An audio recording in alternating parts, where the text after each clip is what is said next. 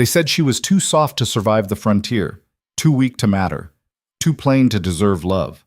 But when Eliza Ward hid an Apache warrior in her cellar while soldiers tore through her brother's ranch, she stopped being invisible and started being dangerous. This is the story of a woman who had nothing left to lose and a man who had everything to run from, and how they built something unbreakable in a world that wanted them both erased. If you want to see where courage takes you when you've been counted out your whole life, stay with me to the end, and drop a like and comment with your city so I can see how far this story travels. The Arizona sun didn't forgive. It pressed down on the valley like a hand holding your face to a fire, and by mid-afternoon the air shimmered with heat that made the horizon twist and bend. Eliza Ward stood at the edge of the vegetable patch, dirt under her nails, sweat sticking her dress to her back, and stared at the wilting tomato plants like they'd personally betrayed her. They were dying. Everything here was dying. The ranch had been her father's once. Then it was her brother's. Now it was just a place where things came to rot slowly under the relentless sky. The cattle were gone. The well was half dry. The barn sagged like an old man's spine. And Eliza was just another thing that hadn't quite died yet, but probably should have. "Eliza!" Her brother's voice cut through the heat like a whip crack. She didn't flinch anymore. She'd learned not to. "Coming?" she called back, her voice flat. She wiped her hands on her apron and walked toward the house, each step kicking up dust that clung to her boots. The house was small, wood-framed, with a porch that creaked under your weight and windows that didn't close all the way. Inside, it smelled like old grease and tobacco smoke. Her brother Marcus was sprawled in a chair by the table, his shirt unbuttoned, a bottle of whiskey within arm's reach. He was 32 and looked 50. The ranch had chewed him up same as it had their father, but Marcus didn't have the spine their father had. He just drank and complained and blamed everything on weather, luck, and Eliza. "Took you long enough," he muttered, not looking at her. "Supper ready?" "It's 3 in the afternoon." "Then start it now." She didn't argue. There was no point. She moved to the stove and started pulling out what little they had. Half a bag of beans, some salt pork that was more salt than pork, an onion that had seen better days. She worked in silence, and Marcus drank in silence, and the house settled into the kind of quiet that felt like waiting. "Town sending soldiers through tomorrow," Marcus said eventually, his words slurred at the edges. "Looking for Apaches." Eliza's hands paused over the cutting board. "Here." "Everywhere. They say there's a renegade been spotted near the ridge. Killed 2 settlers up near Silver Creek." He took another drink. "Probably just rumor, but they're searching anyway." She didn't say anything. She just kept chopping the onion, the knife making soft thudding sounds against the wood. "You stay inside tomorrow," Marcus added. "Don't need you wandering around making things worse." "I don't wander. You know what I mean." She did. She always did. Marcus didn't like her being seen. Not by neighbors, not by travelers, not by anyone who might notice her and then notice him. Because Eliza was small, barely 5 feet, and soft in all the ways the frontier didn't forgive. She wasn't pretty. She wasn't clever. She wasn't useful except for cooking and cleaning and staying out of sight. And Marcus had made it clear more times than she could count that she was a burden he hadn't asked for. Their parents had died of fever 6 years ago, and Marcus had inherited everything, including her, and he'd been reminding her of that fact ever since. She finished the onion and tossed it into the pot, then added the beans and a little water. The salt pork went in last. It would take an hour to cook, maybe more. She set it on the stove and stepped back. "I'm going to check the well," she said. Marcus waved a hand. "Do what you want." She left through the back door and walked across the yard toward the well. It sat near the edge of the property, close to where the land started to slope down toward the arroyo. The rope was frayed, the bucket dented, but it still worked. She lowered it down and waited for the distant splash, then hauled it back up. The water was murky, but it was water. She filled the ladle and drank, the taste metallic and warm, then poured the rest into a pail. That's when she heard it. A sound. Faint. Like something moving through brush. She froze, the pail heavy in her hand, and listened. The wind pushed through the scrub, carrying the dry rattle of dead leaves and the far-off cry of a hawk. But underneath that, there was something else. Footsteps. Slow, uneven. Her heart kicked against her ribs. She should have gone back inside, should have called for Marcus, should have done what she was told and stayed out of trouble. But she didn't. She set the pail down and walked toward the sound, her boots crunching softly on the hard-packed earth. The land sloped down here, lined with sagebrush and rock, and the arroyo cut a dry scar through the valley floor. She stopped at the edge and looked down. At first she didn't see him. The colors of the desert, dust and stone and shadow, swallowed everything. But then he moved, and she saw. A man, tall, broad-shouldered, skin dark from the sun, hair long and black, tied back with a strip of leather. He wore buckskin pants and no shirt, and his chest was streaked with dirt and something darker. Blood. Fresh. He stumbled, caught himself on a rock, and kept moving. His breathing was harsh, ragged. He didn't look up, didn't see her. But she saw him, and she knew exactly what he was. Apache. The word hit her like a stone. She should have run, should have screamed, should have done anything except stand there watching him drag himself through the arroyo like a dying animal. But she didn't move. Because the man wasn't attacking, he wasn't raiding, he was barely standing, and then he fell. It wasn't dramatic, he just stopped. His legs gave out, and he went down hard, his body crumpling against the dirt. He didn't get up. Eliza stood there, heart hammering, mind racing. She could leave, walk away, pretend she never saw him. Let the soldiers find him tomorrow when they came through. It would be easier, safer. But she didn't walk away. She climbed down into the arroyo, her skirt catching on thorns, her boots sliding on loose rock. She reached him and knelt, her hand hovering over his shoulder. Up close she could see the wound, a deep gash across his ribs, still bleeding. His skin was hot to the touch, his breathing shallow. "Can you hear me?" she whispered. His eyes opened, dark, sharp, focused on her with an intensity that made her flinch. For a moment they just stared at each other. Then his lips moved and he said something in a language she didn't understand. His voice was rough, like gravel scraping glass. "I don't know what you're saying," she said. He tried to sit up, and pain flashed across his face. He fell back, jaw clenched, and said something else. This time, one word came through clear. "Hide." Her breath caught. "You want me to hide you?" He nodded once, his gaze locked on hers. She should have said no, should have stood up and walked away and let him bleed out in the dirt. That's what anyone with sense would have done. But Eliza had spent her whole life being small and quiet and invisible, doing what she was told, staying out of the way, and for once, just once, she wanted to do something that mattered. "Okay," she said. She didn't know how she got him back to the ranch. He was heavy, and every step made him grunt with pain, but he moved when she pulled, and together they made it across the yard and around the side of the house to the cellar doors. She hauled them open, the hinges shrieking, and helped him down the narrow steps into the darkness below. The cellar was small, damp, lined with shelves that held jars of preserves and sacks of grain. It smelled like earth and mold. She eased him down onto the floor, and he slumped against the wall, breathing hard. "Stay quiet," she whispered. "I'll bring water." She climbed back up the steps, closed the doors, and stood there in the yard, shaking. The sun was still high. The world was still turning, and she had just hidden an Apache warrior in her cellar. What the hell was she thinking? She didn't have time to answer that. She heard Marcus's voice from inside the house, calling her name again, and she forced herself to move. She went to the well, filled a cup, grabbed a rag, and carried them back to the cellar. When she opened the doors, he was still there, watching her. She climbed down and handed him the cup. He drank slowly, his eyes never leaving hers.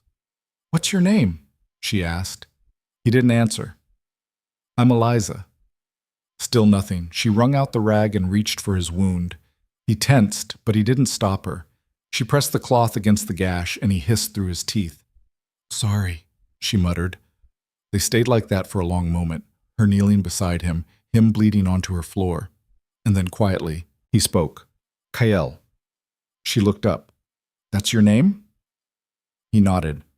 "Okay, Kael," she said. "You need to stay down here and not make a sound. Soldiers are coming tomorrow." His jaw tightened. "I know." "Then you know they'll kill you if they find you." "Yes." And they'll probably kill me too. He didn't deny it. He just looked at her, and for the first time she saw something other than pain in his eyes. Confusion, maybe, or disbelief. Why? He asked. She didn't have a good answer, so she just shrugged. Because you asked. That night she lay in her bed and stared at the ceiling, listening to the sounds of the house settling and Marcus snoring in the next room. She thought about the man in the cellar, about the blood on his skin and the way he'd looked at her like she was something he couldn't quite figure out. She thought about the soldiers coming tomorrow, and she thought about what would happen if they found him.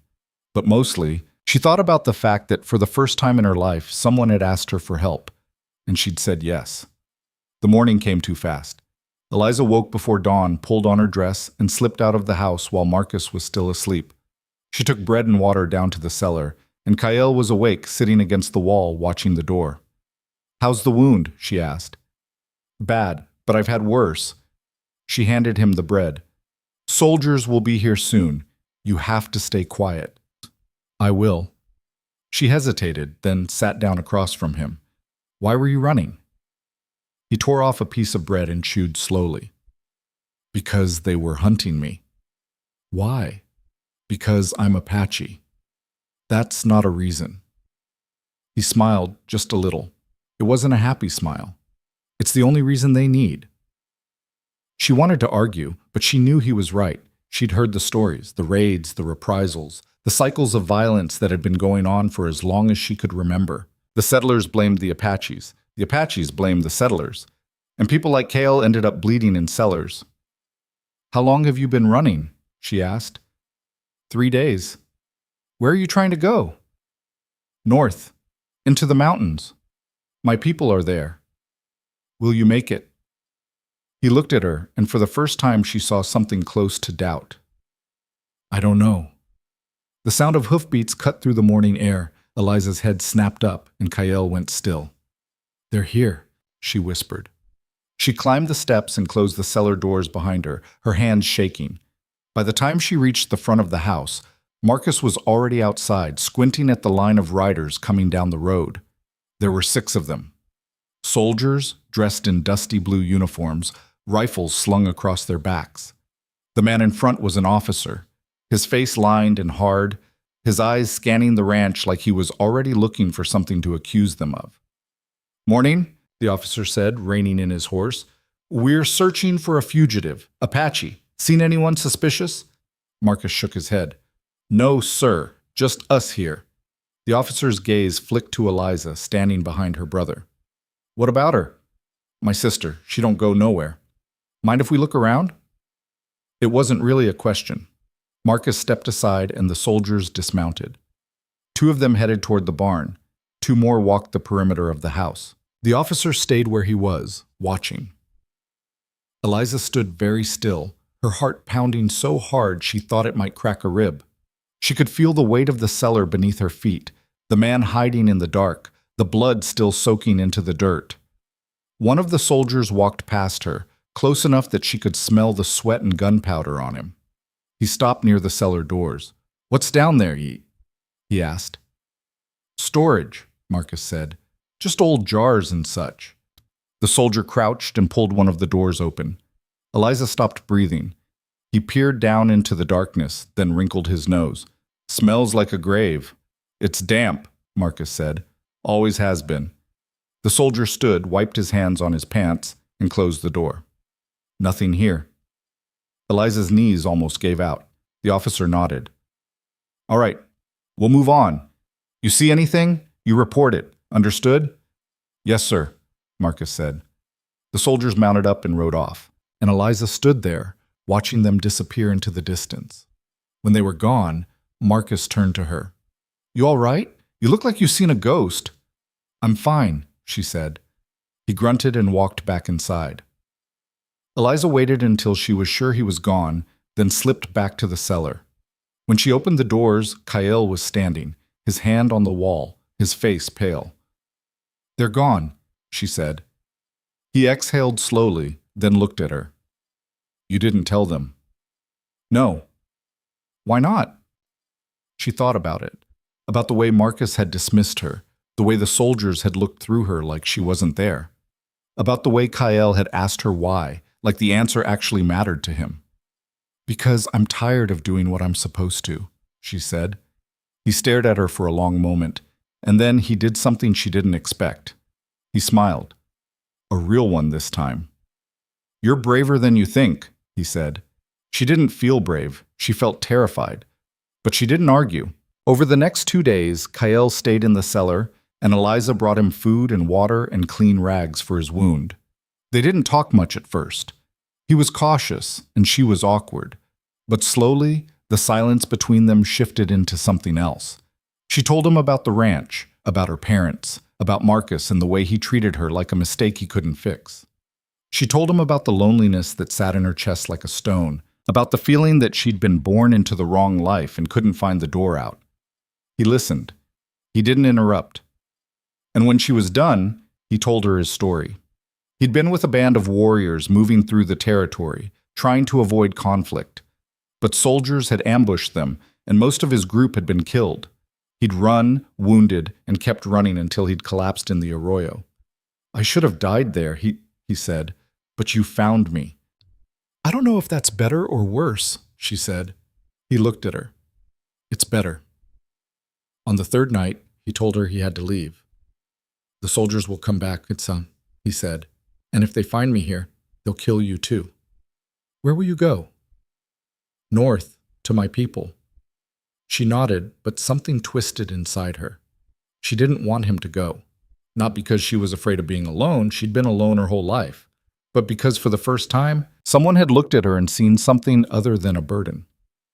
"I could come with you," she said. The words were out before she could stop them.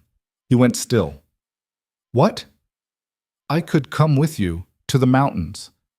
"Eliza, I know it's dangerous. I know I'd slow you down, but I can't stay here. I can't keep living like this." He shook his head. "You don't know what you're asking." "I know exactly what I'm asking." They stared at each other in the dim light, and she saw the war in his eyes, the part of him that wanted to say yes, and the part that knew it was a terrible idea. "You'll die out there," he said quietly. "I'm already dying here." He didn't have an answer for that. The next morning, before the sun was up, Eliza packed a sack with what little she had: a blanket, some dried meat, a canteen. She left a note for Marcus on the table. It just said, "I'm sorry." She met Kael at the edge of the property where the land opened up into the wild. He looked at her, and she looked at him, and neither of them said anything for a long moment. "You ready?" he asked. "No," she said, "but I'm going anyway."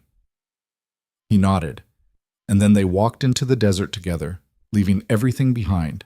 The first mile was the hardest, not because of the terrain, though the ground was rough, studded with rock and cactus, but because Eliza kept expecting to hear hoofbeats behind them, kept expecting Marcus to come riding after her, furious and drunk, dragging her back by the hair, or worse, soldiers. She walked fast, her breath coming short, her eyes darting to every shadow. Kael didn't say anything. He just kept moving, his stride long and steady despite the wound in his side. He'd wrapped it with the cleanest rag she'd been able to find, but she could see the dark stain spreading through the fabric. He was bleeding again. "You need to rest," she said. "Not yet." "Kael, not yet." She bit her tongue and kept walking. They followed the arroyo north, staying low where the land dipped and twisted, using the scrub and rock for cover.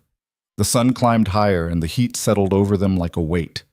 Eliza's dress clung to her skin, sweat pooling at the small of her back, and her boots, old, worn thin at the soles, rubbed blisters into her heels.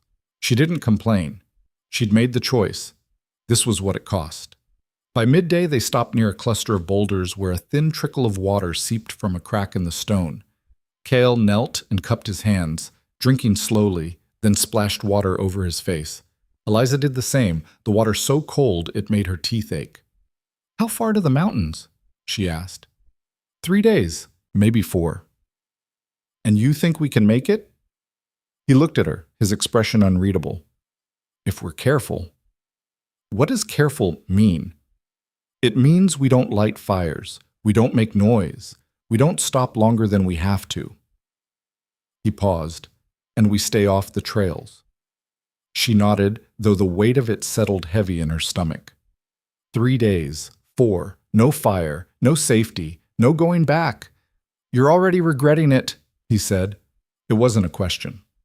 No, she said. I'm just scared. Good. Fear keeps you alive. They rested for an hour, and then they kept moving. The land changed as they went, flatter in some places, jagged in others. They crossed dry washes and climbed over ridges, and every step took them farther from anything Eliza had ever known. She'd spent her whole life on that ranch, never more than a few miles from the house. Now the world stretched out around her, endless and indifferent, and she was just a speck moving through it. It should have made her feel small, but it didn't. By the time the sun started to sink, her legs were shaking, and her feet felt like they were on fire. Cale stopped near a stand of juniper trees, the shadows long and cool beneath the branches. We'll stay here tonight, he said. Eliza sank to the ground, too tired to argue. She pulled off her boots and winced at the raw skin on her heels. Blood had soaked through her stockings. Cale crouched beside her, his gaze flicking to her feet. You should have said something. What would you have done? Carried me? Maybe. She laughed, short and bitter. I'm fine. He didn't look convinced, but he didn't push. Instead, he pulled a small pouch from his belt and opened it, revealing a dark paste that smelled like moss and something sharper. He scooped a little onto his fingers and held it out.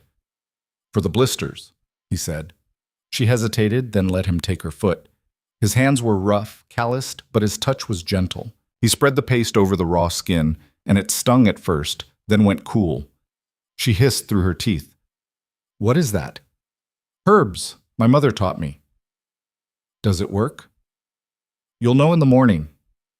He finished with one foot and moved to the other, and Eliza sat there watching him. He was focused, his brow furrowed, his movements careful. Like she mattered. Like her pain was something worth fixing. Thank you, she said quietly. He didn't look up. You wouldn't need it if you'd stayed home. I know. Then why didn't you? She thought about it. About the ranch, the endless dust, the way Marcus looked at her like she was a chore he couldn't finish, about the nights she'd lain in bed and wondered if this was all there was. Because I wanted to know what else was out there, she said. He glanced up and something shifted in his expression. And now you know. Not yet. He almost smiled. That night they didn't sleep much. Cale kept watch, sitting with his back against a tree, his gaze scanning the darkness. Eliza lay wrapped in her blanket, staring up at the stars. They were brighter out here, away from the lamplight of the ranch. Thousands of them, scattered across the sky like salt spilled on black cloth. She thought about Marcus waking up and finding her gone. Thought about the note she'd left. Would he come after her, or would he just pour another drink and forget she'd ever existed? She didn't know which possibility hurt more. You awake? Cale's voice was low, barely more than a whisper. Yeah. You should sleep. Can't. He was quiet for a moment. Then he said, You're thinking about your brother. How'd you know? Because I'd be thinking about my family, too. She turned her head to look at him. Do you miss them? Every day. Will they be glad to see you? If I make it back. There was something in his voice, something heavy. She sat up, pulling the blanket around her shoulders. What do you mean, if? He didn't answer right away. He just stared out into the dark, his jaw tight. I left them, he said finally. When the soldiers attacked, I ran. My brother stayed and fought, and I ran. You were wounded. That's not an excuse. It's a reason. He shook his head. You don't understand. In my tribe, a warrior doesn't run. He stands, he fights. He dies if he has to, but he doesn't run. Even if staying means dying for nothing. Yes. She didn't know what to say to that, so she just sat there, the blanket pulled tight, and watched the way the shadows moved across his face. Do you think they'll forgive you? She asked. I don't know. Do you forgive yourself? He looked at her, and for the first time she saw something raw in his eyes. No. She wanted to tell him it wasn't his fault, that he'd done what anyone would have done. but she knew it wouldn't help. Guilt didn't listen to reason.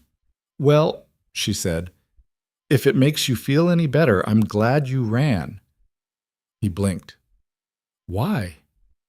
"Because if you hadn't, you'd be dead, and I'd still be on that ranch, wishing I was."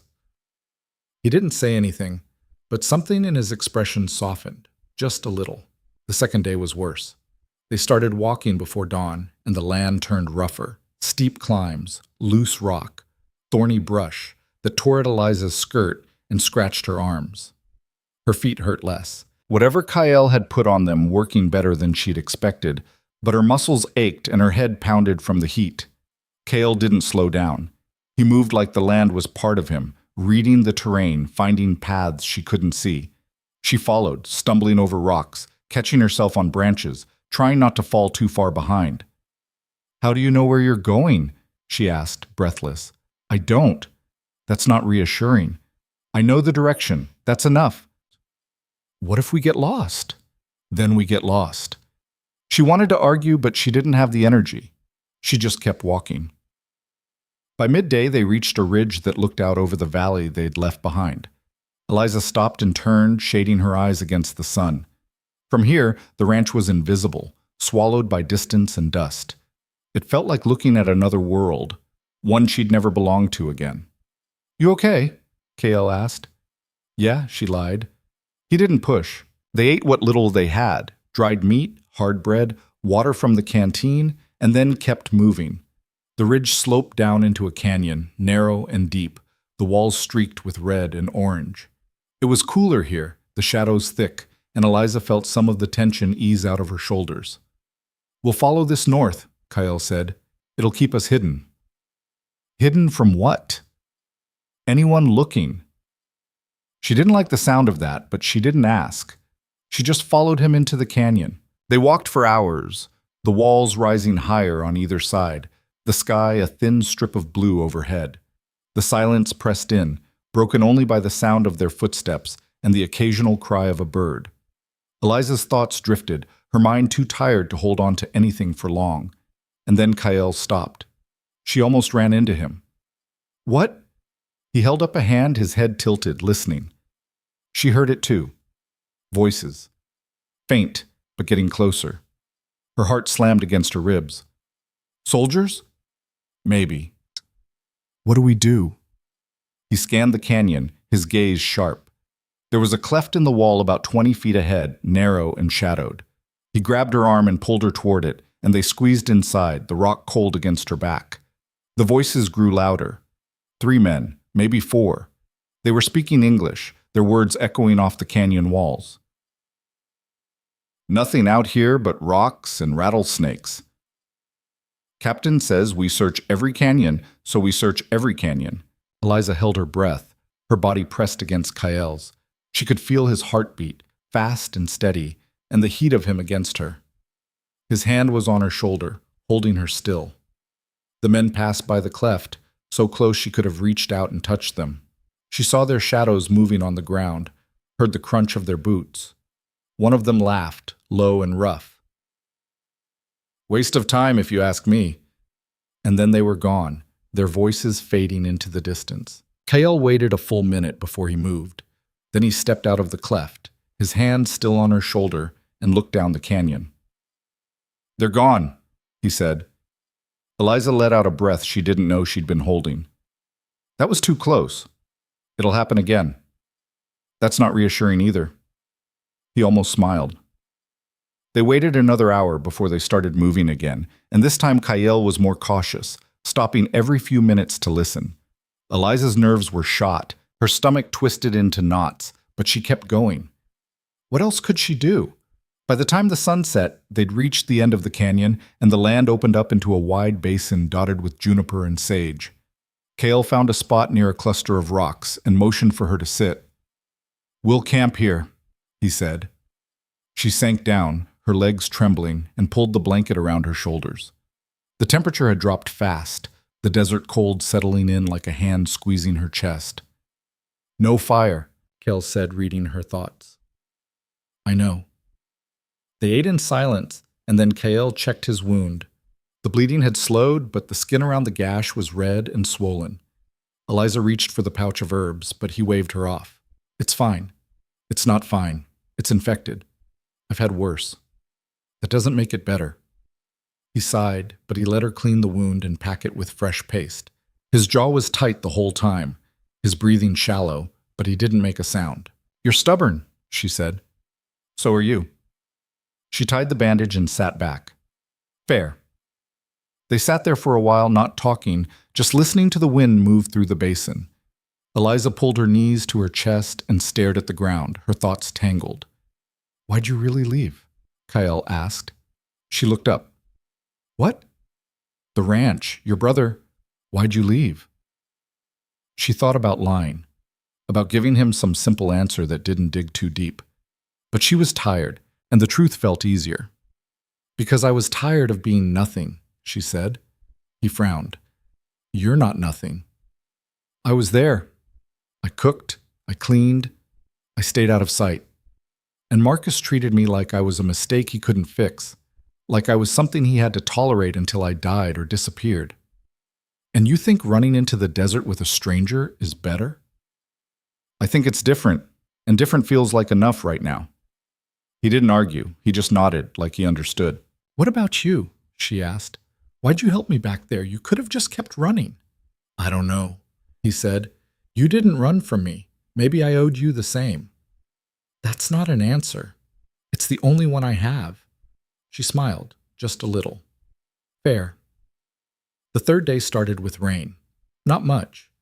Just a light drizzle that turned the dust to mud and made the rocks slick. But it was enough to soak through Eliza's dress and make her shiver. Kyle didn't seem bothered. He just kept walking, his gaze fixed on the mountains ahead. They were closer now. She could see the peaks rising in the distance, dark against the gray sky. It should have felt like progress, but all it felt like was farther to fall. How's your side, Yi? She asked. Fine. Kyle, I'm fine, Eliza. She let it drop. They climbed out of the basin and into rougher country. Hills covered in pine, ravines choked with brush. The air smelled like wet earth and sap, and the rain came harder, drumming against the leaves. Eliza's teeth chattered, and her hands were numb, but she kept moving. By midday, the rain stopped, and the clouds broke apart, letting the sun through. Steam rose from the ground, and the world smelled clean. They stopped near a stream to fill the canteen, and Eliza knelt and splashed water on her face. We're halfway, Kyle said. Halfway to what? The mountains. She looked up at the peaks, closer now, but still impossibly far. And then what? Then we find my people. And if they don't want me there? He crouched beside her, his gaze steady. Then I'll leave with you. She blinked. You do that? You left everything for me. I can do the same. She didn't know what to say to that, so she just nodded, her throat tight. They kept walking. That night, they camped in a grove of pines, the ground soft with needles. Kyle's wound was worse. She could see it in the way he moved, slow and careful, his hand pressed to his side. When she asked to check it, he didn't argue. The skin was hot, the infection spreading. She cleaned it as best she could, but she didn't have medicine, just herbs and hope. You need a doctor, she said. There are no doctors where we're going. Then what? Then I heal or I don't. She wanted to hit him. That's not good enough. It's all we have. She tied the bandage tight and sat back, her hands shaking. You can't die, Kyle. Why not? Because I didn't come all this way to watch you bleed out in the dirt. He looked at her, and something flickered in his eyes. You barely know me. I know enough. He didn't say anything. He just reached out and touched her hand, his fingers rough and warm. I'll try not to die, he said. Good. The fourth day, they reached the foothills. The land rose sharply, the trees thick, the air cooler. Eliza's legs burned with every step, but she didn't stop. She could see the peaks now, close enough to touch, and somewhere beyond them was Kyle's tribe. Safety. Or at least the hope of it. They climbed through the afternoon, following a narrow trail that wound between the trees. Kyle was slower now, his breathing labored, but he didn't complain. Eliza stayed close, ready to catch him if he fell. By evening, they reached a clearing where the trees thinned and the ground leveled out. Cale stopped and looked around, his expression tight. "What is it?" she asked. "We're close." "How close?" "A few miles, maybe less." Her heart kicked. "Will they know we're coming?" "They'll know." She didn't ask how. She just followed him into the trees. An hour later, they were surrounded. It happened fast. One moment they were alone, and the next there were figures stepping out of the shadows. Warriors armed with bows and rifles, their faces hard. Eliza froze, her breath caught in her throat. Cale raised his hands, speaking in his language, his voice calm but firm. The warriors didn't lower their weapons. One of them stepped forward, older, his face lined with scars. He and Cale spoke, their words sharp, and Eliza didn't understand any of it, but she could hear the tension, the anger. The older man gestured at her, and Cale stepped between them, his jaw set. "What's happening?" Eliza whispered. "They want to know why I brought you." "What did you tell them?" "That you saved my life." The older man said something else, and Cale's expression darkened. He replied, his voice low, and the tension stretched tight. Finally, the older man nodded. He motioned to the other warriors, and they lowered their weapons. But they didn't look happy. Cale turned to Eliza. "We can stay, but you're not welcome yet." "What does that mean?" "It means they'll decide later if you live or die." Her stomach dropped. "That's reassuring. It's the best I could do." They were led through the trees to a camp hidden in a valley, sheltered by cliffs and thick forest. There were wickiups scattered across the clearing, smoke rising from cook fires, and people moving between them. They stopped and stared as Eliza and Cale passed, their eyes cold. Eliza kept her head down and followed Cale to a small wickiup at the edge of the camp. He pulled the door flap aside and motioned for her to go in. Inside, it was dark and smelled like smoke and leather. She sank to the ground, her whole body shaking. "What now?" she asked. Cale sat across from her, his face pale. "Now we wait." "For what?" "For them to decide if you're worth keeping." She swallowed hard. "And if I'm not?" He didn't answer. He didn't have to. They sat in silence for a long time. Eliza could hear voices outside, low and sharp, the crackle of fires, footsteps moving past the wickiup. Every sound made her flinch. She wrapped her arms around herself and tried to steady her breathing, but her chest felt tight, her thoughts spinning. "How long do we wait?" she asked finally. Cale leaned back against the wickiup's frame, his hand pressed to his side. "Until they send for us." "And if they decide I don't belong here?" He didn't answer right away. His jaw worked, his gaze fixed on the ground. "Then I'll get you out." "You can barely stand." "I'll manage." She wanted to believe him, but she could see the fever in his eyes, the way his skin had gone pale and slick with sweat. The infection was spreading. He needed rest, medicine, someone who knew what they were doing, not this. "You should let them help you," she said. "Forget about me. Just no." "Cale, I said no." His voice was sharp, final. She closed her mouth and looked away. Outside, the voices grew louder. Eliza caught fragments of words she didn't understand, the rhythm of them angry, heated. Someone laughed, bitter and cold. Then footsteps approached, and the door flap pulled back. A woman stood there. She was older than Eliza, maybe 40, with long black hair streaked with gray and eyes that could cut glass.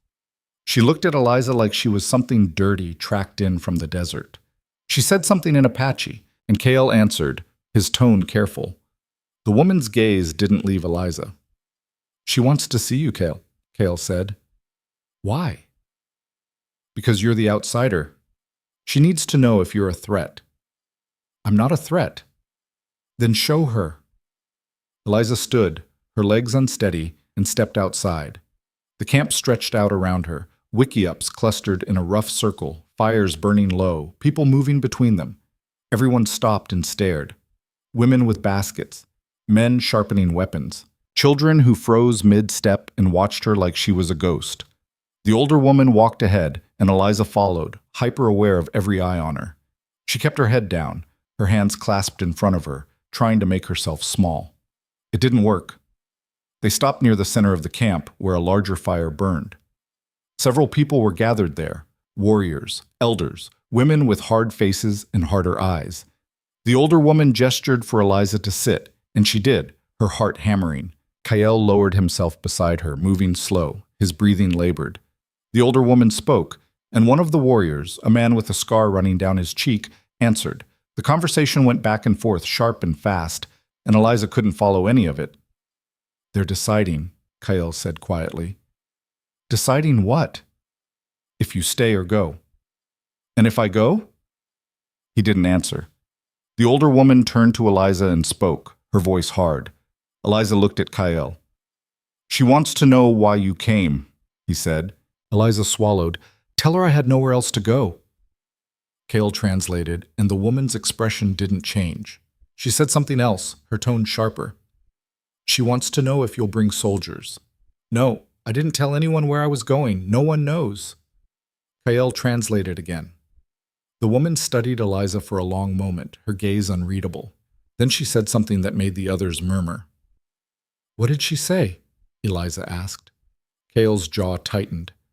"She said you look weak, like you won't survive here." "What do I say to that?" "Nothing. Let me handle it." He spoke again, his voice firm, and the woman's eyes narrowed. She fired back, her tone cutting, and Kael's expression darkened. The argument went on, back and forth, and Eliza sat there, useless, her stomach churning. Finally, the woman held up a hand, and the camp went silent. She looked at Eliza, then at Kael, and said something that made him exhale slowly. "What?" Eliza whispered. "You can stay, for now." "For now?" "She wants to see if you're worth the trouble. If you are, you stay. If you're not—" He didn't finish. He didn't need to. The woman stood and walked away, and the others followed. The fire crackled, and the camp slowly returned to its rhythm. Eliza sat there, her hands shaking, and Kael reached over and touched her shoulder. "You're still alive," he said. "That's a low bar." "It's the only one we have." That night they were given food, cornmeal cakes, strips of dried meat, water in a clay bowl. Eliza ate slowly, her stomach too tight to take much. Kael barely touched his. He sat with his back against the wickiup, his eyes half closed, his breathing shallow. "You need to sleep," she said. "I'm fine." "You're not fine. You're burning up." He didn't argue. He just closed his eyes and let his head fall back. Eliza watched him, her chest tight. She didn't know what to do. She wasn't a healer. She didn't know these people, their ways, their language. She was just a girl from a dying ranch who'd made a stupid choice and dragged a dying man into the mountains with her. She pulled the blanket over him and sat back, staring at the fire outside. Somewhere in the camp, a woman sang, low and mournful, the melody rising and falling like wind through the trees. It was beautiful, and it made Eliza feel more alone than she'd ever felt in her life. The next morning, the older woman came back. Her name, Eliza learned, was Nayen. She didn't smile, she didn't soften. She just stood there, arms crossed, and spoke. Kael translated, his voice rough. "She says if you want to stay, you have to work." "Doing what?" "Whatever they need." Eliza nodded. "Okay." Nayen said something else, and Kael almost smiled. "She says you'll start now." Eliza was put to work immediately. She hauled water from the stream, her arms aching, the clay pots heavy and awkward. She ground corn into meal, her hands blistering, the stone grinding smooth and cold under her palms. She gathered firewood, scraped hides, mended tears in leather, with a bone needle that kept slipping through her fingers. The other women watched her. They didn't speak to her. They didn't help. They just watched, their faces blank, and Eliza worked until her back screamed and her hands bled. By midday, she was exhausted. Her dress was filthy, her hair falling out of its braid, her body trembling. She sat by the stream, her hands in the cold water, and tried not to cry. Footsteps crunched behind her. She looked up, expecting Nayen. But it was a girl, young, maybe 14, with sharp eyes and a crooked smile. "You're bad at this," the girl said in broken English. Eliza blinked. "You speak English?" "Some. My father traded with settlers." She crouched beside Eliza and looked at her hands. "You're bleeding." "I know." You should wrap them. I don't have anything to wrap them with. The girl pulled a strip of cloth from her belt and handed it over. Use this. Eliza took it, her throat tight. Thank you. The girl shrugged. You're Kael's woman? What? Kael, the warrior who brought you. You're his woman? No, I don't know. We're not. The girl grinned. You are. He told Nayen you saved his life. That makes you his. Eliza didn't know what to say to that. The girl stood and walked away, still grinning, and Eliza sat there, her face burning. That night, Kael's fever broke. Eliza found him sitting up when she came back to the wickiup, his face still pale but his eyes clearer. You're awake, she said. Barely. She sat beside him and touched his forehead, still warm but not burning. You scared me. I scared myself. She smiled just a little. How do you feel?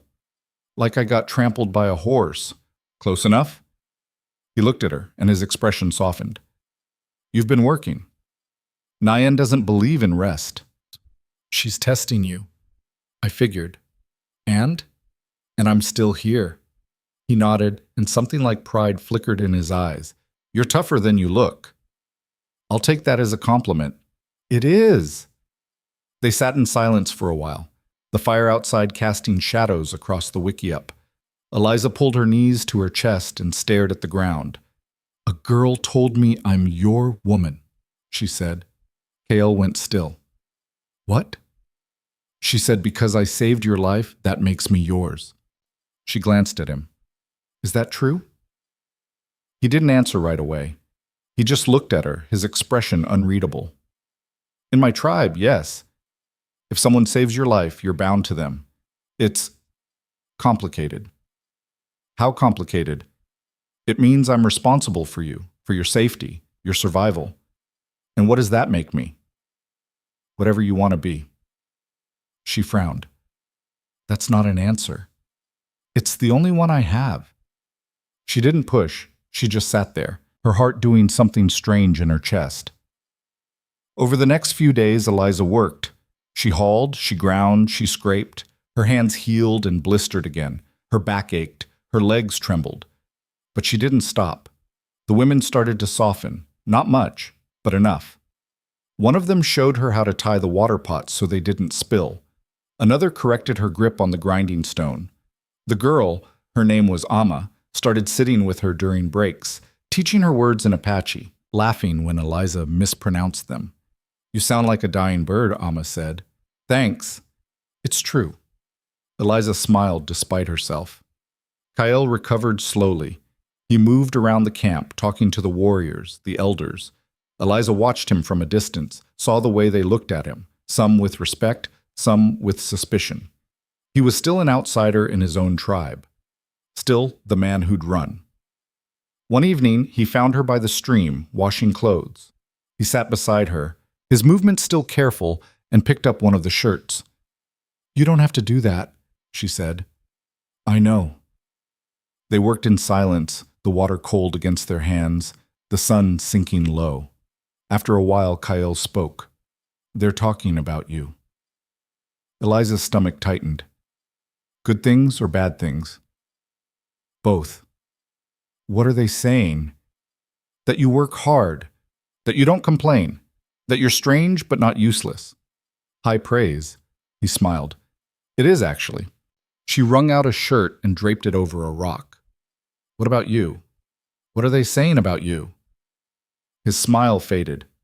That I'm a coward, that I abandoned my brothers, that I don't deserve to be here. That's not fair. Maybe not, but it's what they think. And what do you think? He didn't answer. He just stared at the water, his jaw tight.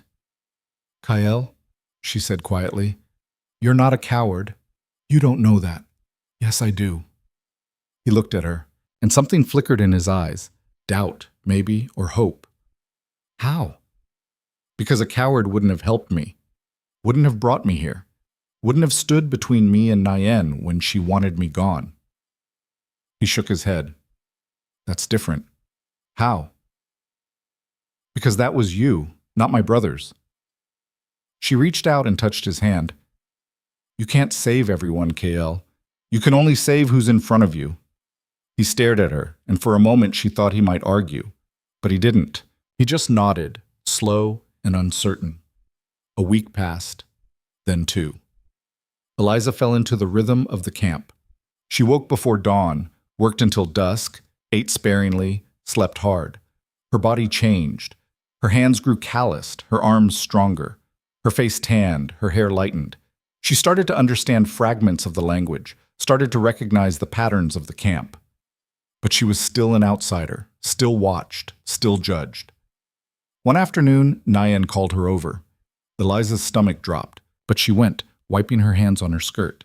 Nayan spoke, and Amma translated. She says you've done well, better than she expected. Eliza's heart lifted. Thank you. Nayan said something else, her tone sharp. But, Amma added, grinning, she says you still look like you'll blow away in a strong wind. Eliza almost laughed. Tell her I'm working on it. Nayan's lips twitched, almost a smile. She said something else, then walked away. What did she say? Eliza asked. Amma's grin widened. She said you might survive after all. That night, Kale took her to the edge of the camp, where the trees opened up and the valley stretched out below. The sky was clear, the stars thick, the air cool and sharp. Why are we here? She asked. Because I wanted to show you something. He pointed, and she followed his gaze. In the distance, the mountains rose black against the sky, and beyond them, faint and flickering, lights. What is that? She asked. Settlements, towns, the world you left behind. She stared at the lights, and something twisted in her chest. It feels like a lifetime ago. It was. She looked at him. Do you ever regret it? Bringing me here? No. Not even a little? Not even a little.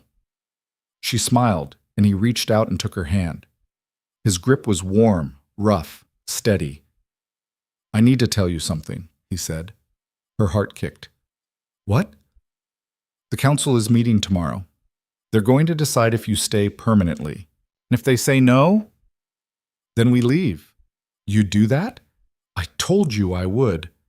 She stared at him, and something shifted in her chest, something big and terrifying and impossible to ignore. Kael, she said quietly, I don't want to leave. Then we'll make sure they say yes. The council met at sunrise. Eliza sat outside the circle, her hands clenched in her lap, and watched as the elders talked. Kael was inside, standing before them, his voice calm but firm. She couldn't understand the words, but she could see the tension in his shoulders, the way his jaw worked. Nayan spoke. One of the warriors argued back. An older man raised his hand, and the circle went quiet. Eliza's heart pounded so hard she thought it might crack a rib. Finally, the older man stood. He looked at Kael, then at Eliza, and spoke. Kael's shoulders dropped. He turned and walked toward her, and she stood, her legs shaking. What did they say? She asked. You can stay. Relief flooded through her, so strong it almost knocked her over. Really? Really? She laughed, breathless and dizzy. What changed their minds? Nayan, she told them you were worth keeping. Eliza looked over at the older woman, who was watching from across the camp. Nayan's expression was blank, but she nodded, just once. Eliza nodded back. That night, the camp gathered around the fire. Someone brought out a drum, and the rhythm filled the valley, low and steady. People danced, their shadows long against the flames, and Eliza sat beside Kael, watching. Amma dropped down beside her. You're one of us now. I don't feel like it. You will. Kael stood and held out his hand. Dance with me. Eliza blinked. I don't know how. Neither do I. She laughed and took his hand, and he pulled her to her feet. They moved awkwardly, out of rhythm, stumbling over each other. But Kael was smiling, and Eliza was laughing, and for the first time since she'd left the ranch, she felt something close to joy. Later, when the fire had burned low and the camp had quieted, Kael walked her back to the wickiup. They stood outside, the stars overhead, the night cool and still. Thank you, she said. For what? for not giving up on me." He looked at her and something soft crossed his face. "You never gave up on me." She stepped closer, and he didn't move. She reached up and touched his face, and he closed his eyes. "Kael," she said quietly. "Yeah? I think I want to stay. Not just here, with you." He opened his eyes, and she saw everything in them. Fear, hope, something deeper she didn't have a name for. "Are you sure?" he asked. "No, but I'm doing it anyway." He smiled, slow and real, and leaned down and kissed her. It was soft at first, tentative, like neither of them was sure it was allowed. But then she kissed him back, and it wasn't tentative anymore. When they pulled apart, he rested his forehead against hers, his breathing unsteady. "You're impossible," he said. "See." He said, "So are you." They stood there for a long time, wrapped in each other, the world quiet around them. And for the first time in her life, Eliza felt like she belonged. The next morning, Eliza woke to the sound of voices outside the wickiup. Not angry, but urgent. She sat up, her blanket sliding off her shoulders, and looked over at Kael. He was already awake, his head tilted, listening. "What is it?" she asked. "Riders. Coming from the east." Her stomach dropped. "Soldiers?" "Maybe." He stood and pulled on his shirt, moving fast despite the stiffness in his side. Eliza scrambled to her feet and followed him outside. The camp was already moving. Warriors grabbing weapons, women ushering children into the wickiups, the fire being stamped out. Nyan stood near the center, barking orders, her face hard. Kyle spoke to her, and she answered, her tone clipped. He turned to Eliza. "It's a scouting party. 3 men. They're not close yet, but they're heading this way." "What do we do?" "We hide, and we wait." The camp scattered. Eliza helped the women carry supplies into the trees, her hands shaking, her breath coming short. Amma grabbed her arm and pulled her toward a thicket of brush near the edge of the valley. "Stay here," Amma whispered. "Don't move. Don't make a sound." Eliza nodded, her throat too tight to speak. She crouched low, the branches pressing against her back, and watched as the camp disappeared into the landscape. Within minutes, it looked like no one had ever been there. The riders appeared an hour later. 3 men on horseback, moving slow, their rifles slung across their backs. They weren't soldiers. Their clothes were rough, civilian, but they had the look of men who'd spent too much time in the sun and not enough time thinking things through. Bounty hunters, maybe. Or worse. They stopped near where the fire had been and dismounted. One of them crouched and touched the ground, then stood and looked around. "Someone's been here," he said, his voice carrying across the valley. "Recent?" another asked. "Real recent." Eliza's heart hammered against her ribs. She could see Kael from where she crouched, hidden in the rocks above the valley floor, his bow in his hands. He was still, his gaze locked on the men below. The third rider walked toward the stream, his boots crunching on the gravel. He stopped near the water and looked up at the trees. "You think it's Apaches?" he called back. "Could be, or could be drifters. Either way, there's money in it." Eliza's blood went cold. The men searched for another 20 minutes, poking through the brush, checking the stream, circling the clearing. One of them found a piece of leather, probably dropped during the scramble, and held it up. "Apaches," he said, grinning. "Told you." "How many you think?" "Hard to say, but enough to make it worth our while." They mounted up and rode north, disappearing into the trees. The camp stayed hidden for another hour before Nyan finally gave the signal. People emerged from the brush, the wickiups, the rocks. No one spoke. They just moved, silent and efficient, rebuilding what had been dismantled. Eliza walked back to the wickiup, her legs trembling. Kael was already there, his bow leaning against the wall, his face tight. "They'll be back," he said. "How do you know?" "Because they found enough to make them curious, and curious men don't stop looking." She sat down, her hands in her lap. "What do we do?" "We prepare." That night, the council met again. Eliza wasn't allowed inside, but she sat near the fire and listened to the voices rising and falling, sharp and tense. When Kael finally emerged, his face was grim. "What did they say?" she asked. "We're moving camp." "When?" "Tomorrow." She blinked. "That fast?" "We don't have a choice. If those men come back with more, we'll be trapped." "Where will we go?" "Deeper into the mountains. There's a place, harder to reach, easier to defend." She nodded, though the thought of leaving made her chest tighten. She'd just started to feel like she belonged here, and now they were running again. Kael sat beside her and took her hand. "I know this isn't what you wanted. It's not about what I want. It's about staying alive." Still, she leaned against him, her head on his shoulder. "As long as we're together, I'll manage." He kissed the top of her head. "Good." The camp broke before dawn. Wiki-ups were dismantled, supplies packed, fires scattered. The process was fast, practiced, and by the time the sun rose, the valley was empty. They moved in a long line through the trees, silent and watchful. Eliza walked near the middle, carrying a bundle of hides, her feet aching in her boots. Amma walked beside her, her face serious for once. "You ever moved camp before?" Amma asked. "No." "It's not so bad. Just tiring." "How far are we going?" 2 days, maybe 3.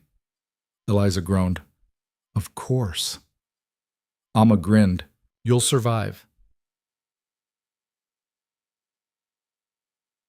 The first day was brutal. The land rose sharply, the trails narrow and steep. Eliza's legs burned, her back screamed, and her lungs felt like they were on fire. But she didn't stop. She just kept moving, one foot in front of the other, her gaze fixed on the ground. Kael stayed near her, his hand on her elbow when the path got too rough, his voice low and steady when she stumbled. "Almost there," he said. "You've been saying that for an hour, and it's still true." She wanted to hit him, but she didn't have the energy. They stopped that night near a stream, the water cold and clear. Eliza collapsed onto the ground, her whole body shaking, and didn't move for a full 10 minutes. Kael brought her water and she drank it in long gulps, then lay back and stared at the sky. "I hate mountains, she said. "You'll get used to them." "I don't want to get used to them. I want them to be flat." He smiled. "Not going to happen." She closed her eyes and let the exhaustion pull her under. The second day was worse. The trail twisted through narrow passes and across loose scree that shifted under their feet. Eliza slipped twice, her hands scraping against rock, her knees slamming into stone. The second time, Kael caught her before she fell all the way, his arm around her waist. "You okay?" he asked. "No." "Can you keep going? Do I have a choice?" "Not really." She laughed, breathless and bitter, and kept moving. By the time they reached the new camp, Eliza was barely standing. The place was hidden in a canyon, surrounded by cliffs on 3 sides, the entrance narrow and easy to defend. It was colder here, the air thinner, the trees sparse. But it was safe, or as safe as anywhere could be. The camp rebuilt itself quickly. Wiki-ups went up, fires were lit, routines resumed. Eliza helped where she could, though her body felt like it had been beaten with a club. Nayan didn't say anything, but she handed Eliza a bowl of stew that night, and that felt like approval. Kael found her later, sitting by the fire, her hands wrapped around the bowl. "How are you holding up?" he asked. "I'm alive. That counts for something." He sat beside her, his shoulder pressing against hers. "You did well today." "I fell twice. And you got back up. That's what matters." She looked at him, and something warm spread through her chest. "You always know what to say." "Not always, but I try." They sat in silence for a while, the fire crackling, the camp settling around them. Then Kael spoke, his voice quieter. "I need to tell you something." Her stomach tightened. "What?" "The council wants me to take a group and scout the area, make sure we weren't followed." "When?" "Tomorrow." She set the bowl down, her hands suddenly cold. "How long will you be gone?" "A few days, maybe a week." "A week." She tried to keep her face neutral, but she could feel the panic rising in her chest. "Can I come with you?" "No." "Kael, it's too dangerous, and the camp needs people here." I don't care about the camp. I care about you. He turned to her, his expression soft. I know, but you'll be safer here, and I'll come back. You don't know that. Yes, I do. She wanted to argue, wanted to tell him he was wrong, that he couldn't promise something like that. But she could see the determination in his eyes, and she knew he wouldn't change his mind. Fine, she said. But you better come back. I will. He left at dawn. Eliza watched him go, her chest tight, her hands clenched at her sides. Amma stood beside her, her face solemn. He'll be fine, Amma said. You don't know that. He's the best tracker we have. If anyone can do this, it's him. Eliza nodded, but it didn't make her feel better. The days without Kael dragged. Eliza worked to keep herself busy, hauling water, grinding corn, mending clothes. But every night she sat by the fire and stared at the entrance to the canyon, waiting for him to appear. Nayen noticed. She sat down beside Eliza one evening, her face unreadable. You worry too much, Nayen said in halting English. Eliza blinked. You speak English? A little. Enough. Then why didn't you say anything before? Nayen shrugged. You didn't need words, you needed work. Eliza almost smiled. Fair. Nayen looked at the canyon entrance, then back at Eliza. Kael is strong. He will return. How do you know? Because he has something to return to. Eliza's throat tightened. You think so? Nayen nodded. I know so. She stood and walked away, leaving Eliza sitting by the fire, her heart doing something strange in her chest. Kael returned on the 6th day. Eliza was hauling water when she heard the shout from the canyon entrance. She dropped the pots and ran, her heart in her throat, and there he was, dusty, tired, but alive. She didn't think. She just threw herself at him, her arms around his neck, and he caught her, his laugh low and surprised. I missed you too, he said. She pulled back, her face burning. Sorry, don't apologize. He kissed her, right there in front of everyone, and Eliza didn't care. She kissed him back, her hands in his hair, and when they finally broke apart, she was smiling so hard her face hurt. Did you find anything? She asked. No sign of the riders. We're safe. For now. For now is good enough. That night, the camp celebrated. Someone brought out a drum again, and the rhythm filled the canyon. Eliza sat beside Kael, her hand in his, and watched the flames dance. I've been thinking, he said. About what? About us. Her heart kicked. What about us? He turned to her, his expression serious. In my tribe, when two people choose each other, there's a ceremony. It's not like the weddings you're used to, but it's binding, permanent. She stared at him. Are you asking me to marry you? I'm asking if you want to be mine, fully, permanently. Her breath caught. Kael, you don't have to answer now. Just think about it. She didn't need to think about it. She already knew. Yes, she said. He blinked. Yes? Yes? He smiled, slow and real, and pulled her close. You're sure? I've never been more sure of anything. The ceremony happened 3 days later. It was simple, just Eliza and Kael standing before the council, their hands bound together with a strip of leather, the elder speaking words she didn't fully understand but felt in her bones. When it was over, Nayen stepped forward and placed a hand on Eliza's shoulder. You are one of us now, she said. Truly. Eliza's eyes burned. Thank you. Nayen nodded and walked away. That night, Kael took her to a small wickiup on the edge of the camp. It was theirs, newly built, just for them. Inside it smelled like fresh pine and smoke, and the floor was lined with soft furs. This is ours, Eliza asked. If you want it. I want it. They stood there for a moment just looking at each other. Then Kael reached out and touched her face, his hand rough and warm. I never thought I'd have this, he said quietly. Have what? A home. Someone to share it with. She stepped closer, her hands on his chest. You have it now. He kissed her, slow and deep, and she kissed him back. They moved together, awkward at first, fumbling with clothes and blankets. But then it didn't matter. It was just them, wrapped in each other, the world outside disappearing. Afterward, they lay tangled in the furs, her head on his chest, his arm around her. She traced patterns on his skin, and he played with her hair, and neither of them spoke for a long time. "Eliza," he said finally. "Yeah? I love you." She lifted her head and looked at him. "I love you too." He smiled, and she kissed him again, and they stayed like that until they fell asleep. The weeks that followed were some of the happiest of Eliza's life.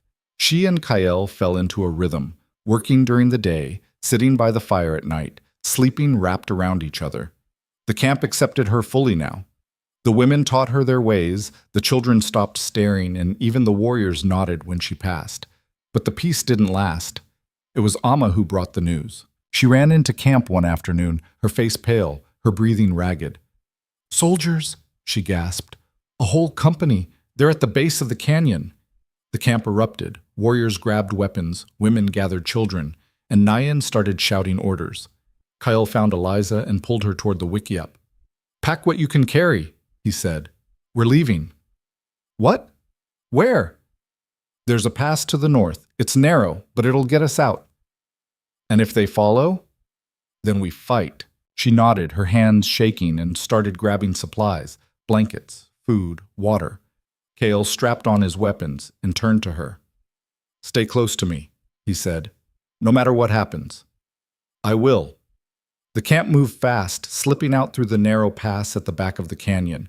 Eliza stayed near Kyle, her heart pounding, her eyes scanning the rocks for any sign of movement. They were halfway through the pass when the first shot rang out. It came from above, echoing off the canyon walls. Eliza ducked, and Kyle pulled her behind a boulder. More shots followed, and the air filled with the sound of shouting and gunfire. "They're on the ridge," Kyle said. "We need to move." "Where?" "Forward. We can't go back." They ran, stumbling over rocks, the sound of gunfire chasing them. Eliza's lungs burned, her legs screamed, but she didn't stop. Kale was beside her, his hand on her arm, pulling her forward. A bullet hit the rock beside her head, and she screamed. Kyle yanked her down, his body covering hers. "You okay?" he asked. "Yeah, I think." "Stay low." They crawled forward, the pass narrowing around them. Behind them, the sounds of fighting grew louder.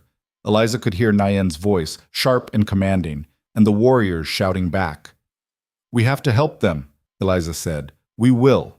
But first, we get you out." "Kyle." "No, you're my priority."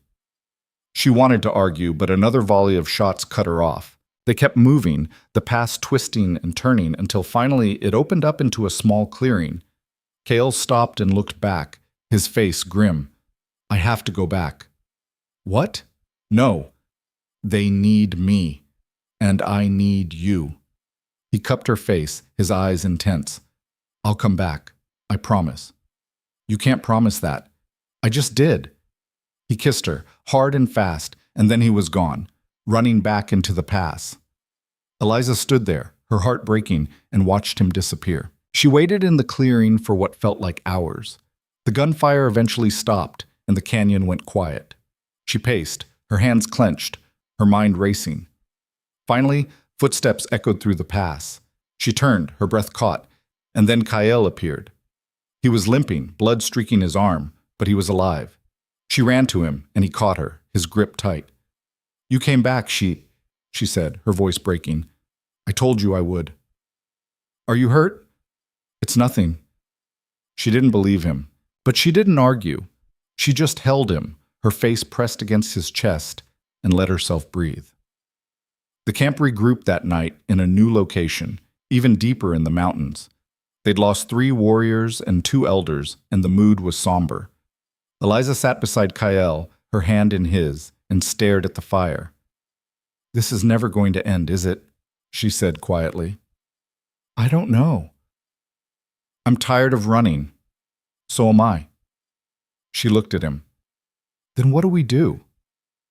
He didn't answer right away. He just stared at the fire, his jaw tight.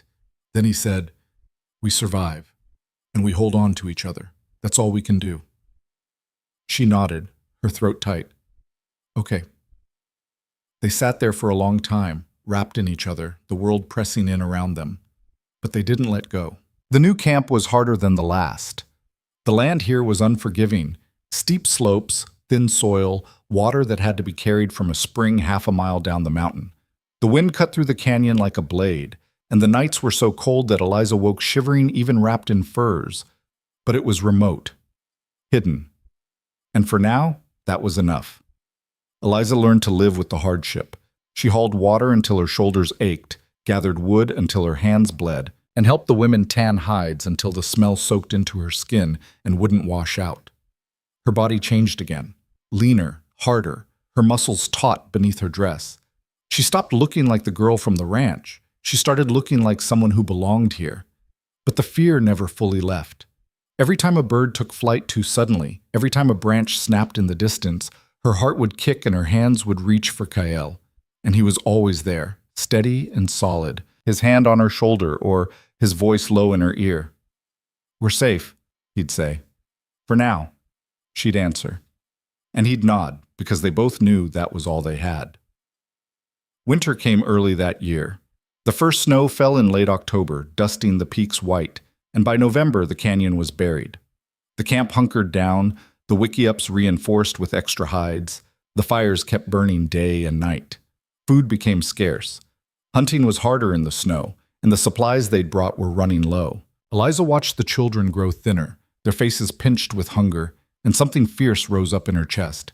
She started rationing her own meals, slipping portions to the younger ones when no one was looking.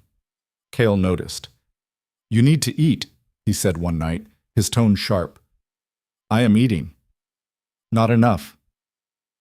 "There's not enough for anyone." He set down his bowl and looked at her, his eyes hard. "If you starve yourself, you'll die. And if you die, I'll have nothing left to fight for." She blinked, startled by the rawness in his voice. "Kael, I mean it, Eliza. You can't save everyone, but you can save yourself." She thought about that, about the way she'd spent her whole life trying to be small, to take up less space, to make herself easier to ignore.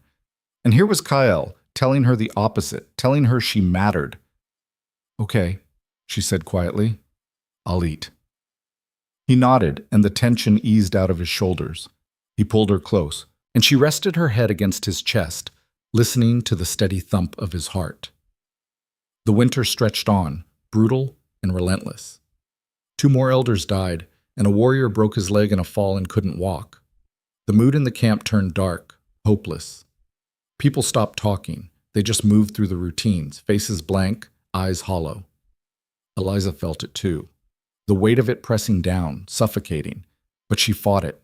She told stories to the children, taught them games she had played as a girl, made them laugh even when there was nothing to laugh about.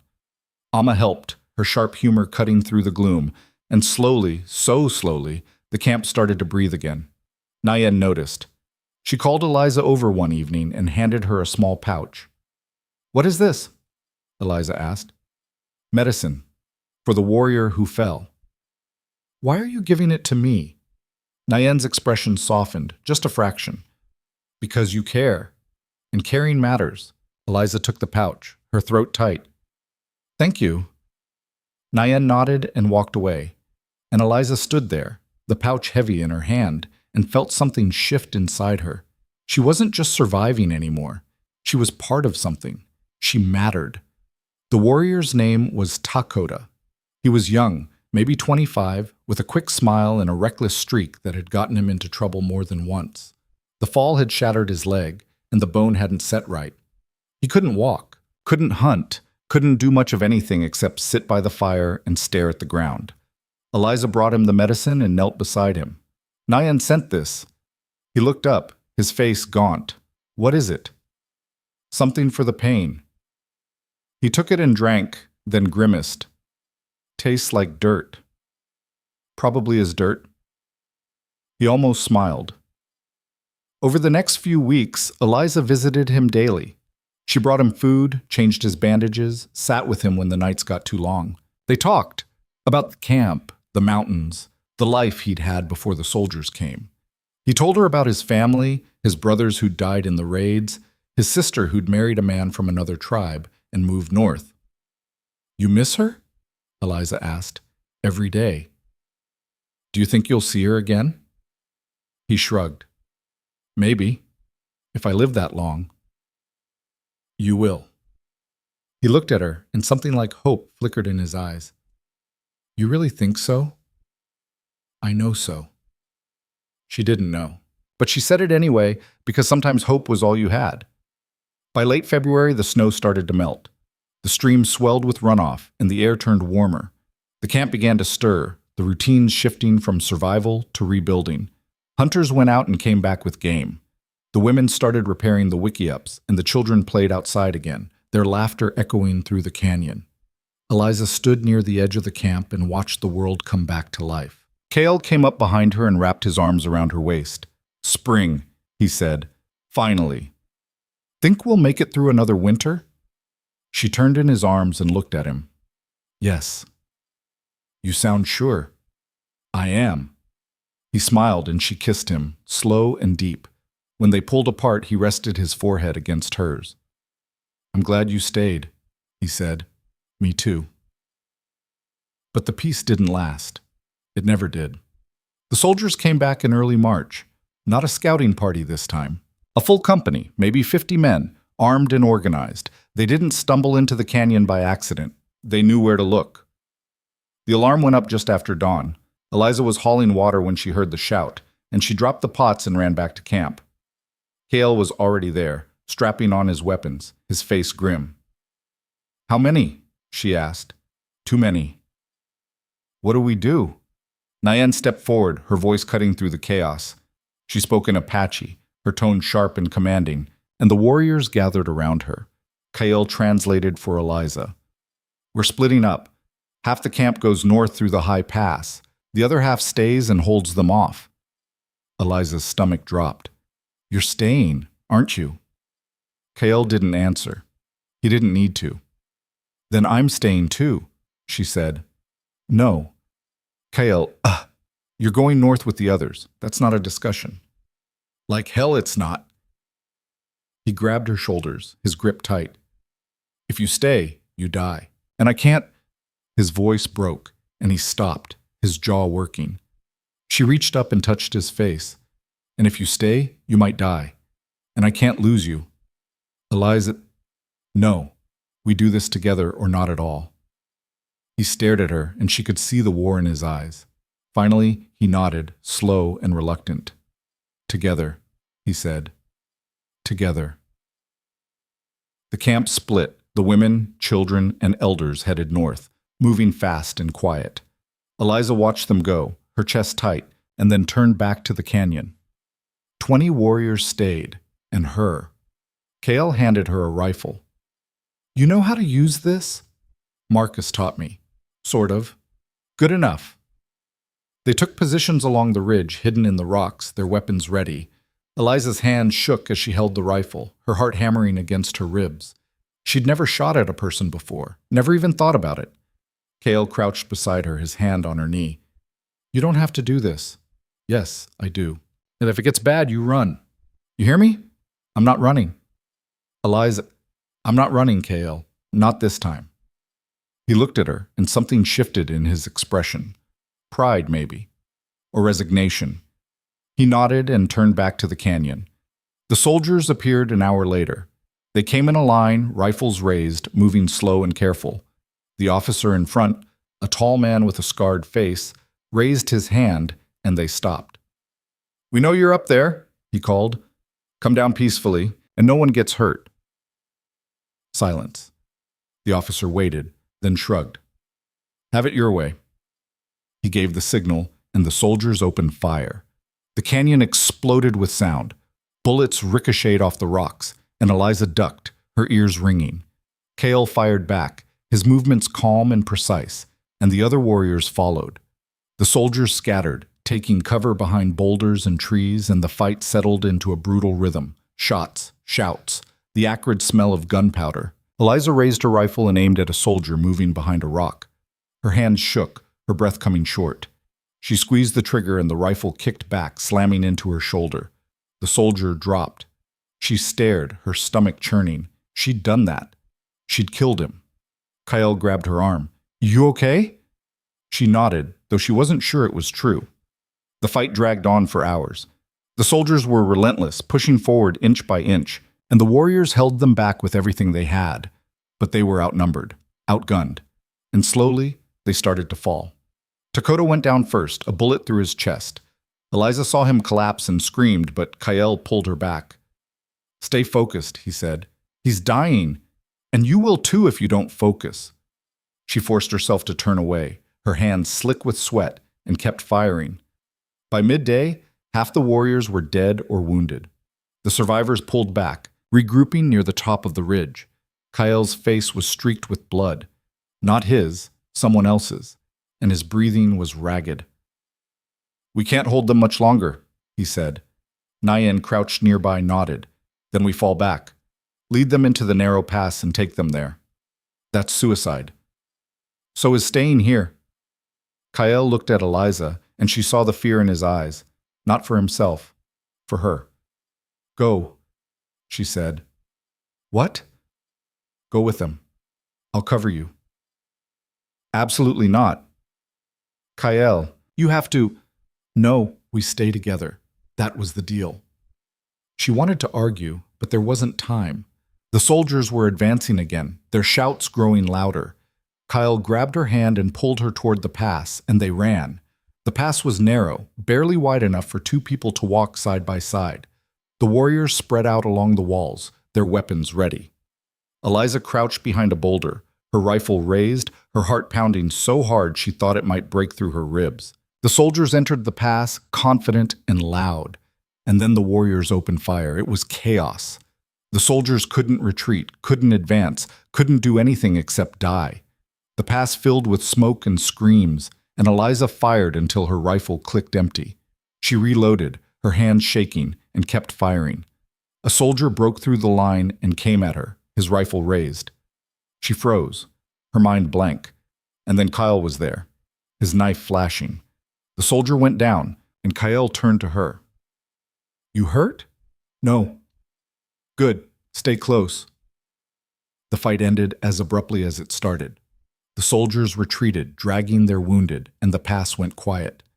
Eliza stood there, her ears ringing, her hands numb, and looked at the bodies scattered across the ground. They'd won, but it didn't feel like winning. That night, the survivors gathered around a small fire. There were only 10 of them left, 10 out of 20.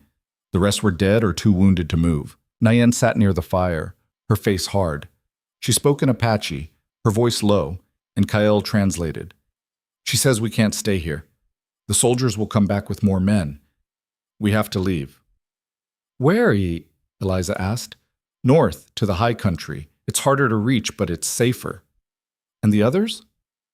They're already there, waiting for us. Eliza nodded, too tired to argue. She leaned against Kyle, and he wrapped his arm around her, his grip tight. We made it, she said quietly. Barely. But we did. He kissed the top of her head. Yeah, we did. They traveled north for 3 days, moving slow because of the wounded. The land grew rougher, the air thinner, the trees sparse. Eliza's legs ached, her lungs burned, but she kept moving. She had to. On the 4th day, they reached the high camp. It was small, tucked into a valley surrounded by jagged peaks, the air so cold it hurt to breathe. But the others were there, the women, the children, the elders. They'd made it. Amma ran to Eliza and threw her arms around her. You're alive. So are you. I thought you were dead.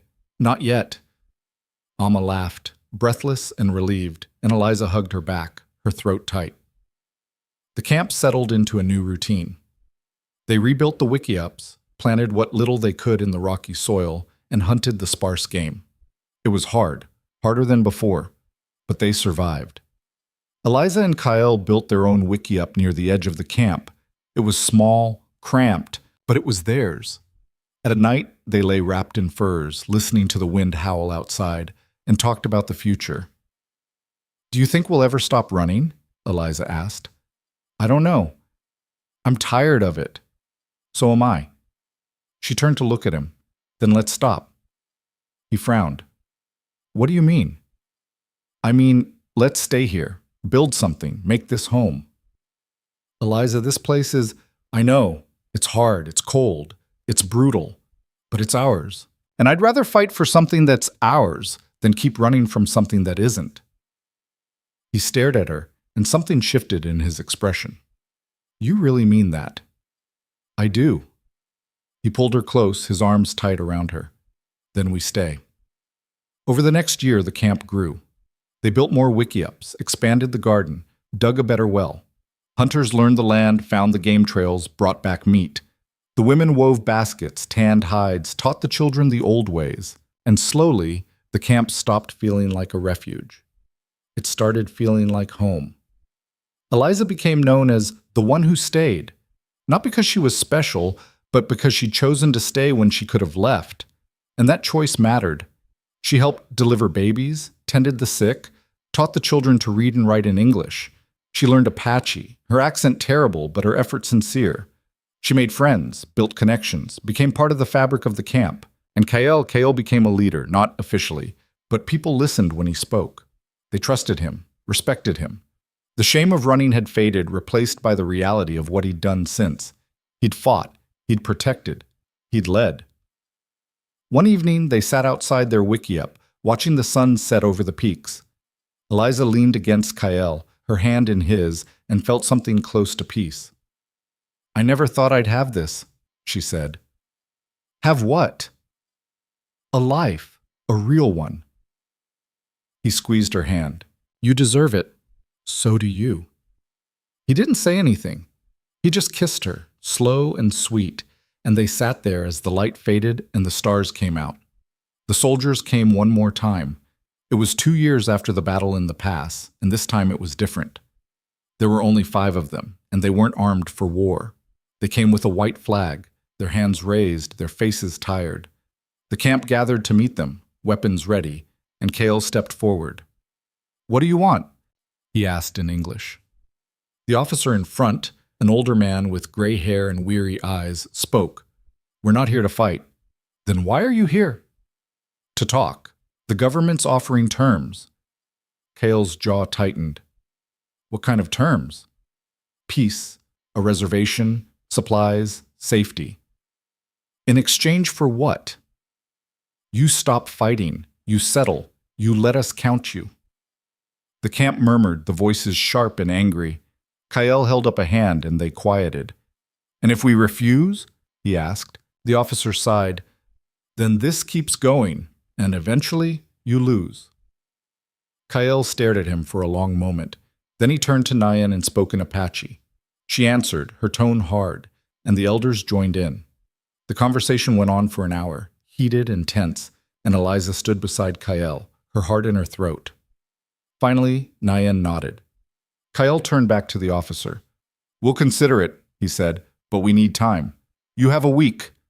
The soldiers left, and the camp erupted. Some wanted to fight, some wanted to negotiate, some wanted to run. Eliza listened to it all, her chest tight, and then she spoke. Can I say something? The camp went quiet. Nayan nodded. Eliza took a breath. I'm not Apache. I don't have the right to tell you what to do, but I've been here long enough to know this. You're survivors.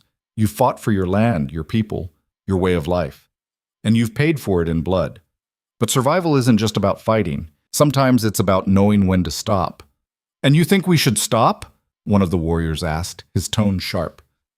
I think you should choose, not because the soldiers are forcing you, but because you deserve a future, a real one. And if that means negotiating, then negotiate. If it means fighting, then fight, but make the choice for yourselves, not for them. The camp was silent. Then Nayan spoke, her voice steady. She's right. We decide, not them. Over the next week, the camp debated. They argued, they fought, they wept, and in the end, they chose to negotiate. Not surrender, negotiate. On their terms. The treaty was signed in the spring. The camp moved to a reservation, not the one the government wanted, but one they chose, closer to the mountains, closer to their land. It wasn't freedom, but it was survival. And for now, that was enough. Eliza and Kyle built a small house near the edge of the reservation. It wasn't much, just 2 rooms and a porch. But it was theirs. They planted a garden, raised chickens, and lived quietly. Amma visited often, her sharp humor still intact. Nayen came too, her face softer now, her eyes less hard. And Dakota, his leg healed but still stiff, helped Kyle with the heavy work. Years passed. The world outside changed, towns grew, railroads spread, the frontier shrank. But Eliza and Kyle stayed. They grew older, their faces lined, their hands rough. They had children, 2 daughters and a son, who grew up strong and fierce and unafraid. And every night, Eliza and Kyle sat on their porch watching the sun set over the mountains and remembered the journey that had brought them here. "Do you ever regret it?" Eliza asked one evening. "Regret what?" "All of it, the running, the fighting, the choices we made." Kyle thought about it. Then he shook his head. "No, because it led me to you." She smiled. "Even the hard parts?" "Especially the hard parts." She leaned against him, and he wrapped his arm around her, and they sat there as the light faded and the stars came out. Eliza had spent her whole life being small, invisible, unimportant, but she wasn't small anymore. She was the one who stayed, the woman who'd chosen risk over safety, love over loneliness, survival over surrender. And that had made all the difference, because in the end, it wasn't about being perfect. It wasn't about being fearless. It was about showing up, making the hard choice, standing beside the people you loved, even when the world tried to tear you apart. And that was enough.